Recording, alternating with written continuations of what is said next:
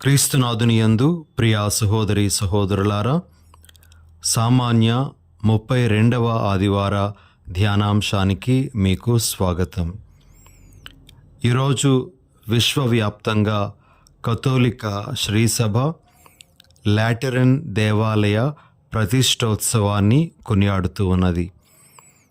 ఈ సందర్భంలో ఈ లాటెరన్ దేవాలయం గురించినటువంటి కొన్ని విషయాలను క్లుప్తంగా మనము ముందుగా తెలుసుకోవడానికి ప్రయత్నం చేద్దాం. ప్రియ సహోదరి సహోదరులారా, లాటెరన్ దేవాలయము రోమ్ నగర పీఠాధిపతుల కథీడ్రల్ అనగా పరిశుద్ధ పోపు గారి యొక్క కథీడ్రల్ అని మనము గుర్తించాలి.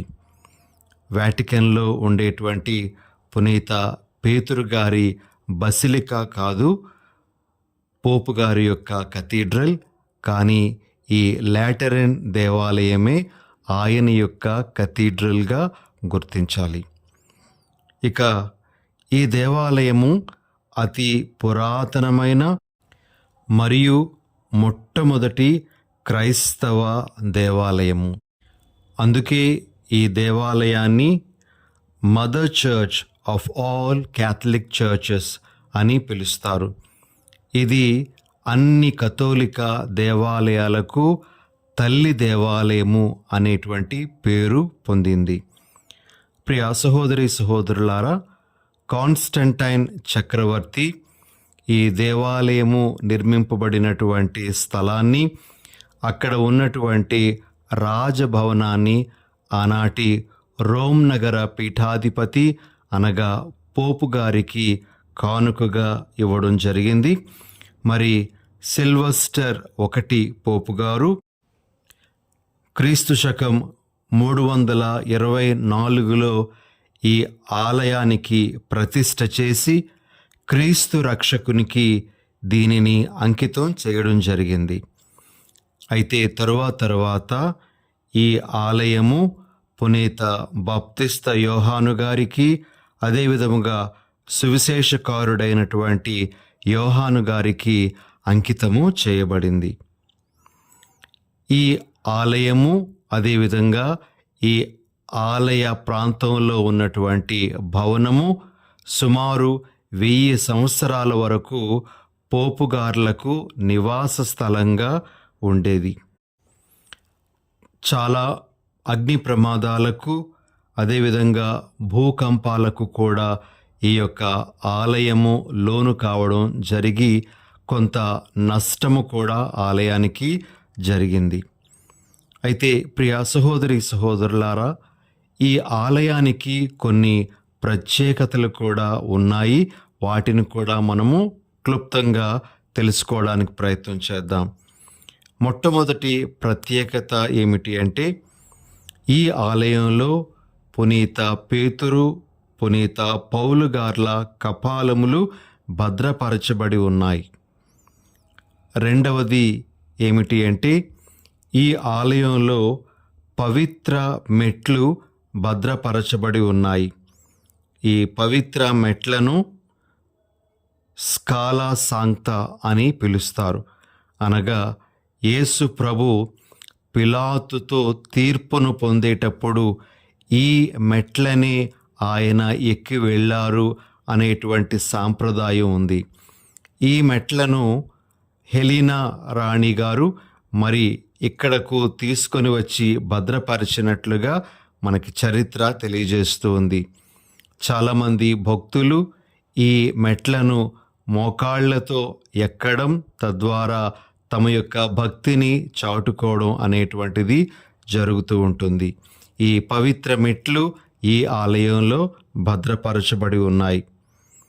అదేవిధంగా కడరాత్రి భోజన సమయంలో ఉపయోగించబడినటువంటి బల్ల ఉపరి భాగము కూడా ఈ దేవాలయంలో భద్రపరచబడి ఉంది అని తెలియజేస్తున్నారు.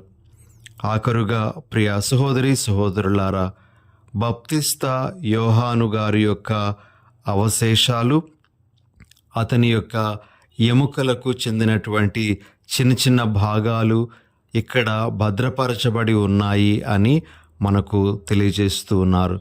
ఈ విధంగా ఈ ఆలయానికి కొన్ని ప్రత్యేకతలు ఉన్నాయి. ఈ ఆలయము అన్ని ఆలయాలకు నమూనా ఆలయం కాబట్టి మనము ఈ ఆలయ ప్రతిష్టను ఈరోజు కొనియాడుతూ ఉన్నాం. ఈ సందర్భంలో ప్రియ సహోదరి సహోదరులారా, ప్రతి దేవాలయము దేనికి గుర్తుగా ఉందో, దేనిని మనకు సూచిస్తూ ఉందో మనము ఒకసారి జ్ఞాపకం చేసుకుందాం.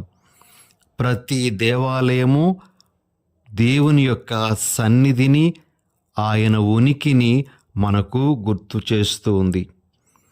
ప్రతి దేవాలయము భూలోక స్వర్గం అని మనము గుర్తించాలి అని మనకు ఆలయము తెలియజేస్తూ ఉంది. ఆలయము మనకు ఆంతరంగిక శాంతినిచ్చేటువంటి ఔషధాలయం. ఆలయము సఖ్యత సమాధానాలకు నిలయమైనటువంటి స్థలం. ఇలా దేవాలయము అనేటువంటిది ఎన్నింటికో మూలముగాను ఆధారంగాను ఉండగా మనము ఆలయం యొక్క పవిత్రతను ఎల్లప్పుడూ కాపాడాలి అనేటువంటిది ఈరోజు మనము గుర్తించాల్సినటువంటి విషయం. అయితే ప్రియ సహోదరి సహోదరులారా, మనము ఒక విషయాన్ని మొట్టమొదటిగా మన మనసులో పెట్టుకోవాలి. దేవునికి ఎవరు ఆలయాన్ని నిర్మించలేరు, ఆయనకంటూ ఒక ఆలయాన్ని కట్టలేరు. బైబిల్లోని చాలా వాక్యాలు మనకి ఈ విషయాన్ని తేటతెల్లం చేస్తూ ఉన్నాయి. యెషయా గ్రంథము 66వ అధ్యాయము 1వ వచనంలో, ఆకాశము నాకు సింహాసనము, భూమి నాకు పాదపీఠము, మీరు నాకు ఎట్టి మందిరమును కట్టుదురు, ఎట్టి విశ్రమ స్థానమును నిర్మింతురు అని దేవుడు ప్రశ్నిస్తూ ఉన్నట్లుగా అక్కడ వాక్యాన్ని మనం చూస్తాం. మనము బలహీనులమైనటువంటి వాళ్ళము. దేవునికంటూ ఒక ఆలయాన్ని నిర్మించడం అనేటువంటిది మన తరం కాదు. ఆ ఆలయంలో దేవుణ్ణి మనము నెలకొల్పడం అనేటువంటిది కూడా మనకు సాధ్యమయ్యేటువంటి విషయం కాదు. రాజుల 1వ గ్రంథము 8వ అధ్యాయము 28వ వచనంలో మనము సొలొమోను మహారాజు మాటలను ఈ విధంగా ఆలకిస్తాం. ప్రభూ, మహా ఆకాశమే నిన్ను ఇముడ్చుకోజాలదనినా, ఇక నేను కట్టిన ఈ కొద్దిపాటి దేవళమున నీవు ఇముడుదువా అని. కాబట్టి ప్రియ సహోదరి సహోదరులారా, దేవునికి ఒక ఆలయాన్ని నిర్మించేటువంటి శక్తి అనేటువంటిది మనది కాదు. ఆ దేవుడు మనలో నుండి చేయించుకున్నటువంటి కార్యమే ఈ ఆలయ నిర్మాణం అనే విషయాన్ని మనం ఎప్పుడు కూడా మర్చిపోకూడదు. ఈ సందర్భంలో ఈనాటి సువార్త పఠనము, యోహాను సువార్త 2వ అధ్యాయము 13 నుండి 22 వరకు ఉన్నటువంటి వచనాలలో యేసు ప్రభువు యెరూషలేము దేవాలయాన్ని శుద్ధి చేసే ఘట్టాన్ని మనము ఆలకిస్తాం. ఆ ఆలయంలో ప్రభువు యొక్క కోపము ఏ విధంగా రగులుకుందో మనము గమనిస్తాం. ప్రభువుకు అంత కోపము రావడానికి గల కారణం ఏమిటి అంటే, తన తండ్రి వసించే గృహాన్ని వ్యాపార స్థలంగా వారు మార్చడం చూసి ఆయన కోపగించుకున్నారు. దేవాలయ ప్రాంగణాన్ని వ్యాపార మోసాలకు దోచుకోవడానికి నిలయంగా చేయడం చూసి ప్రభు కోపగించుకున్నారు. ప్రార్థనా స్థలాన్ని ప్రార్థనకు కాకుండా వ్యాపారానికి, తద్వారా మోసగించటానికి వినియోగించుకోవడం చూసి ప్రభు కోపగించుకున్నారు. మరి ఆయన త్రాళ్లతో కొరడా పేని గొర్రెలను ఎడ్లను ఆలయం వెలుపలకు తోలుకొని పోయారు. డబ్బులు మార్చు వారి యొక్క నాణెములను చిమ్మివేశారు. వారి యొక్క బల్లలను కూడా పడద్రోశారు. పావురములను అమ్ముతున్నటువంటి వారిని అక్కడి నుండి బయటకు వెళ్ళిపోమని ఆయన శాసించారు. ఇలా ప్రభువు ఆ ఆలయం అపవిత్రం కావడం చూసి ఎంతగానో బాధపడుతూ తన యొక్క కోపాన్ని వ్యక్తం చేసినట్లుగా మనము ఈ సువార్త పట్టణంలో వింటూ ఉన్నాం. ప్రియ సహోదరి సహోదరులారా, ఆలయము అని మనం చెప్పినప్పుడు అది మనకు 3 ముఖ్యమైనటువంటి ఆలయాలను సూచిస్తూ ఉంది. మొట్టమొదటి ఆలయం ఏమిటి అంటే మానవ నిర్మిత ఆలయం. మనము మన చేతులతో కట్టినటువంటి ఆలయమును మనము మానవ నిర్మిత ఆలయం అంటారు. యెహెజ్కేలు గ్రంథము 43వ అధ్యాయము 7వ వచనంలో మనము ఈ విధంగా ఆలకిస్తాం. నరపుత్రుడా, ఇది నా సింహాసనముండు స్థలము, నా పాదములుంచుతావు. నేను ఎచ్చుట ఇజ్రాయేలు ప్రజల మధ్య సదా వసించుచు వారిని పాలింతును. ఆలయం దేవుడు తన సింహాసనాన్ని నెలకొల్పుకునేటువంటి స్థలం.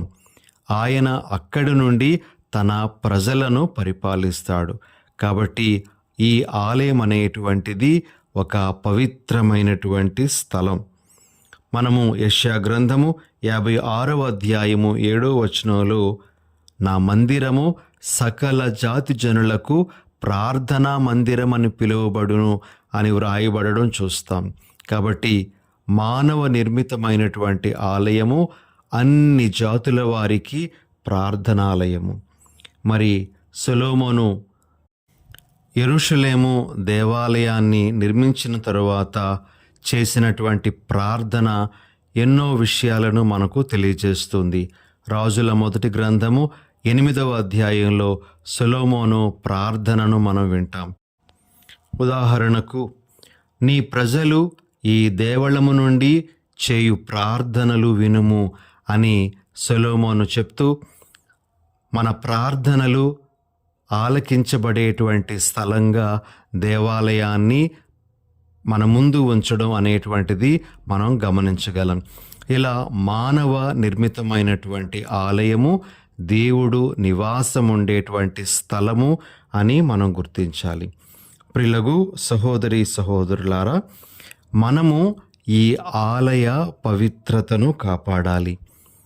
మనము ప్రార్థనకు, ఆరాధనకు, దివ్య సత్ప్రసాద స్వీకరణకు, దివ్య బలిపూజకు వెళ్ళేటువంటి ఆ దేవాలయము వర్గాలకు, పోరాటాలకు, అసూయ ద్వేషాలకు నిలయమైనటువంటి తావుగా ఉండకూడదు. దేవాలయాన్ని మనము రాజకీయ పరం చేయకూడదు. దేవాలయాన్ని మనము అపవిత్రమైనటువంటి కార్యాలకు వినియోగించుకోకూడదు అనే విషయాన్ని మనము గమనించాలి.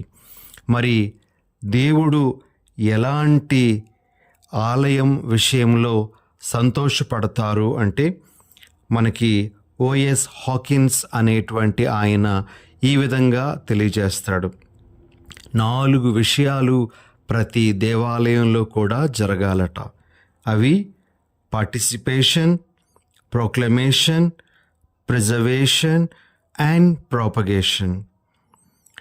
పార్టిసిపేషన్ అంటే పాల్గొనడము, ప్రొక్లమేషన్ అంటే ప్రకటించడము, ప్రిజర్వేషన్ అంటే భద్రపరచడము, ప్రాపగేషన్ అంటే వ్యాప్తి చేయడం.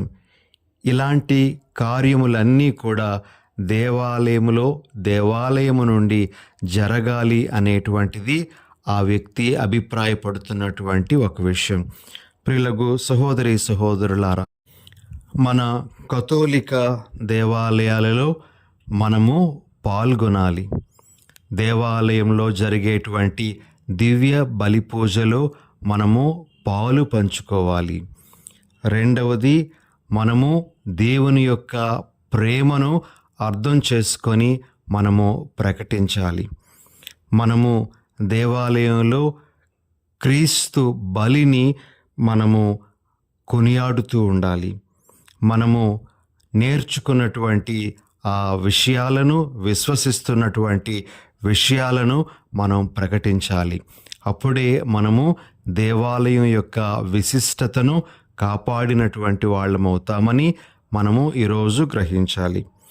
ఇక ఆఖరుగా ఇంకొక విషయం, ఈ దేవాలయానికి, మానవ నిర్మితమైనటువంటి దేవాలయానికి సంబంధించి మనం గుర్తించాల్సినటువంటిది ఏమిటి అంటే, the church is not a gathering for the exhibition of eminent Christians but a school for education of the imperfect once అని ఒక వ్యక్తి తెలియజేస్తాడు.